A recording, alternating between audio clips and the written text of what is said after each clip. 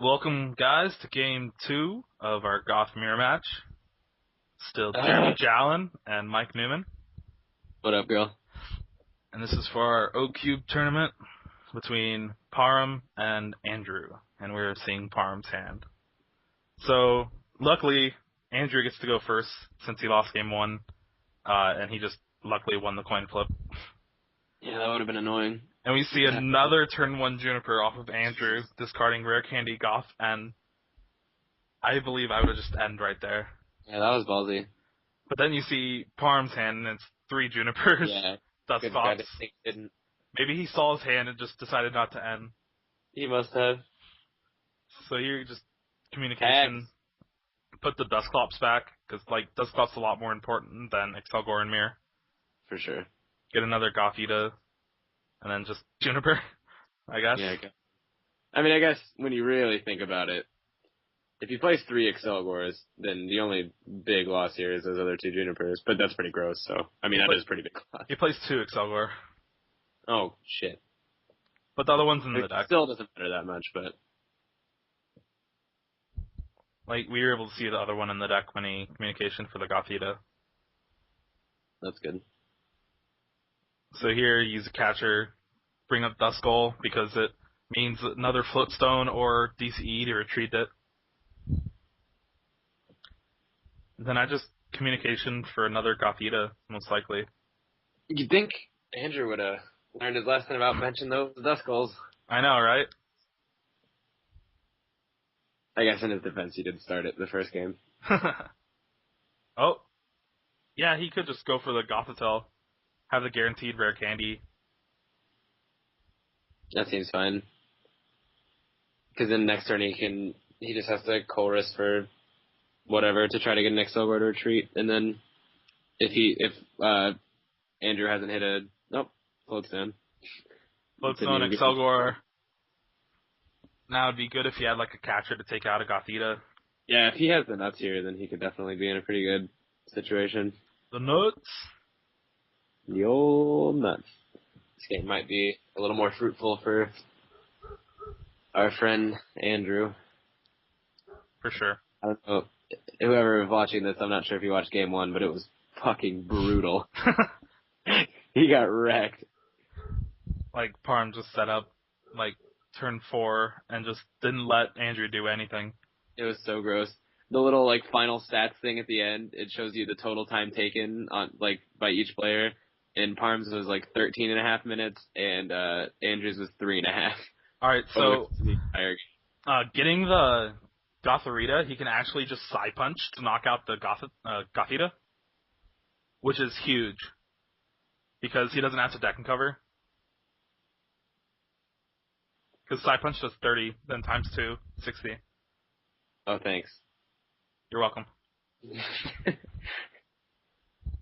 But yeah, that obviously is going to be big. But that also is setting him up to die from a deck and cover from a Mew. Holy shit, he plays Mewtwo? What the fuck? What? Well, he plays Mewtwo, I guess. Maybe he didn't see the side punch play. God, I guess it's not Wamboldt unless he plays some wacky shit. Do you know him in real life? Yeah, he's a really cool dude, but he always plays, some off-the-wall stuff. I don't know him, but yeah.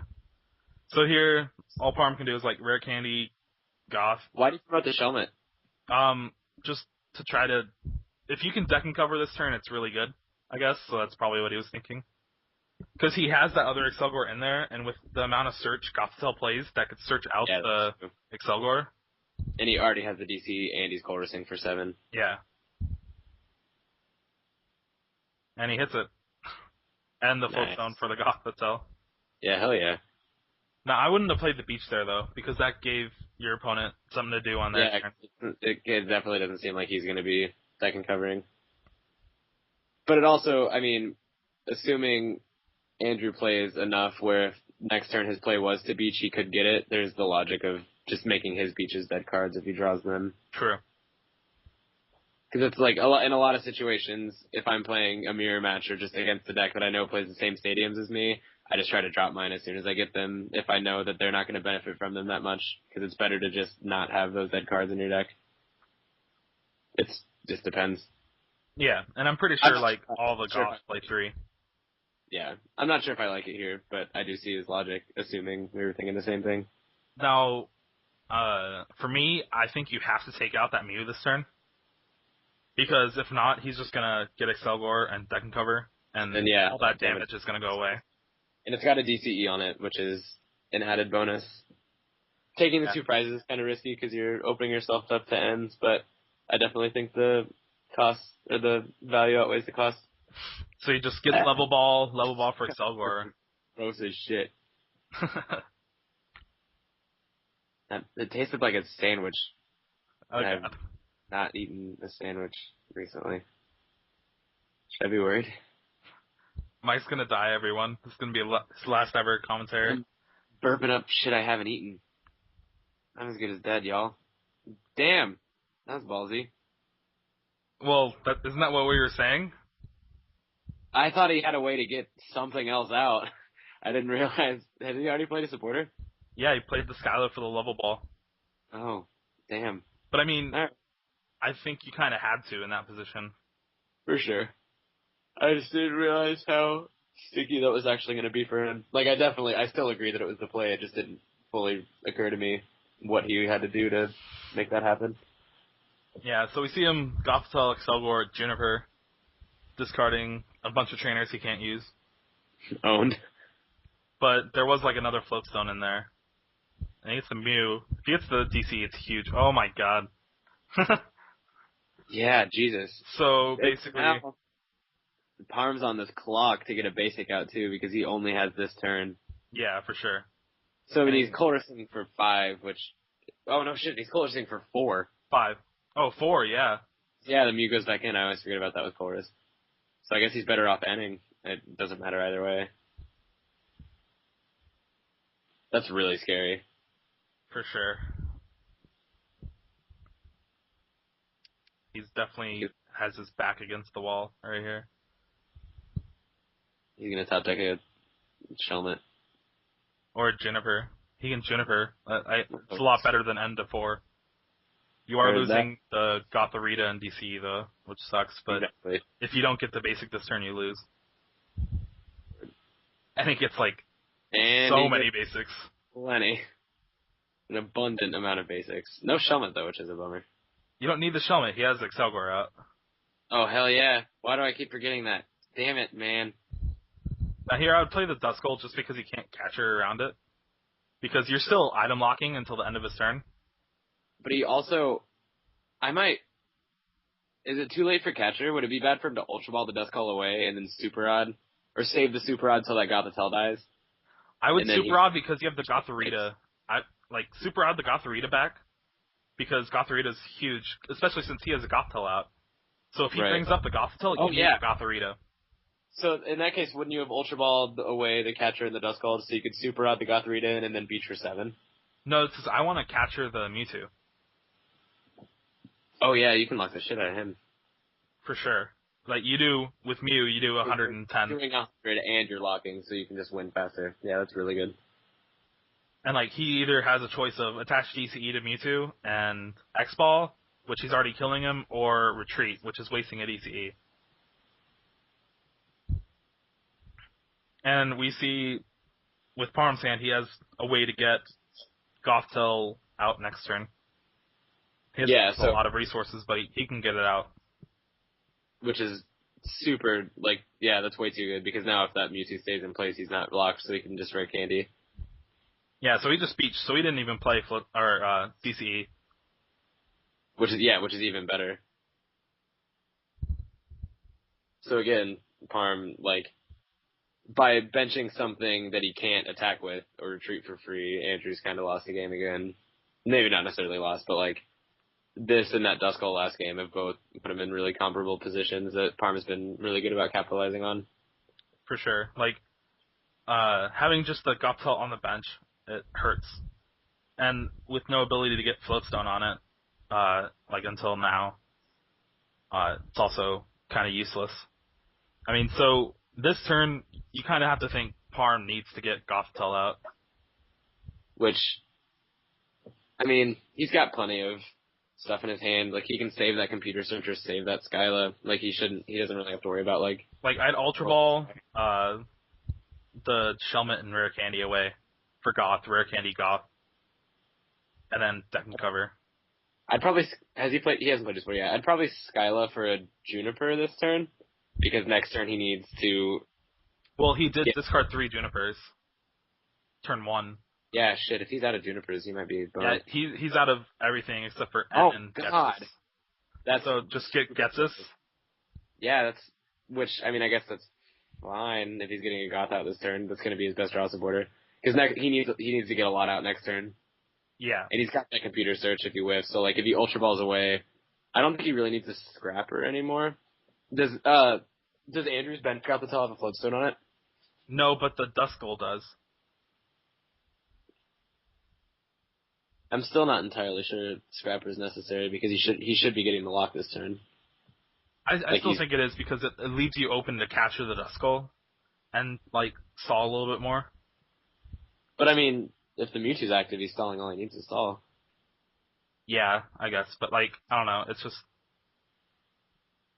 Next turn, he has a play where he can, like, if he gets Dusknoir, he can knock out the Mew.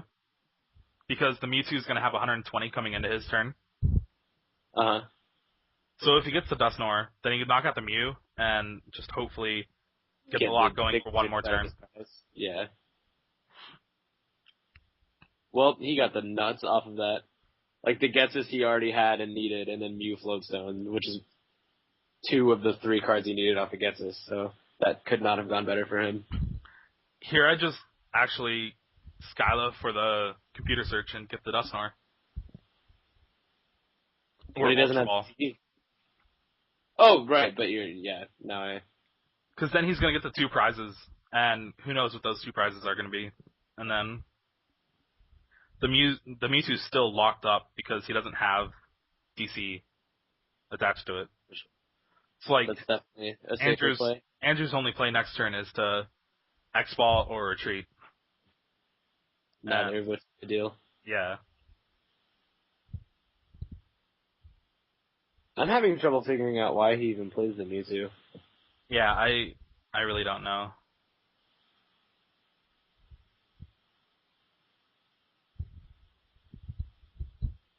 Well, sure as shit doesn't help in the mirror. Figured that much out. I mean, he should be hitting a Juniper. I think he should have 3 supporters prized. Assuming he plays 4 Juniper and at least 2 or 3 Colress. So, like, the odds of him hitting one are really, really good. And then if he hits is he killing that Mew? Is he doing what you're talking about? Yeah, so... Because Mew's the only, like, threat that Goth has. For sure. And I mean, him killing that Mew is more about drawing cards than it is about taking prizes. Or, like, dealing with threats, I feel like. Yeah. Because if he hits a Juniper and is able to get a DC, then he's just completely set. Because then he just wins in 2 turns. Because he can kill the active Mewtwo. Yeah.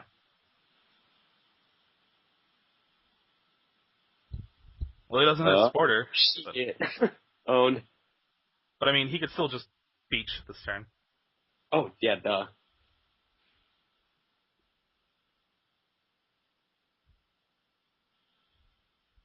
Level ball for Gothitelle if he has it. Yeah. Yeah. Because he's still got a full 1/1/1 line in there. He's got a lot of resources left. Except for supporters, but yeah. Yeah. He's got no way to draw them, but... Alright, so he has the DCE for next turn, so... So had he hit a DCE this turn, he would be completely in the clear, but he still is in pretty good shape. Oh, wow. So he just X-Balls, which now Parham can just retreat and X-Ball with Mew to knock him out. Oh! Oh, wait, no, that does 160. Oh, but he's poisoned. Yeah. Yeah, so that's game. Okay, good night. So, we see that Mewtwo ends up hurting Andrew a lot more than it should. Like, it's definitely not a mirror match card. Absolutely. I guess it's for that. Makes me wonder what it's for, because that's like the only bad match. I guess it's for the, like, turn 1 knockout on Gothita's. I guess. Yeah. Yeah, sure. Oh shit, he only plays 3 Juniper. No, I think he played 4. I thought Like, he the just whole played time 1. he had Oh, I know he's played 4. I'm looking at his list right now. same.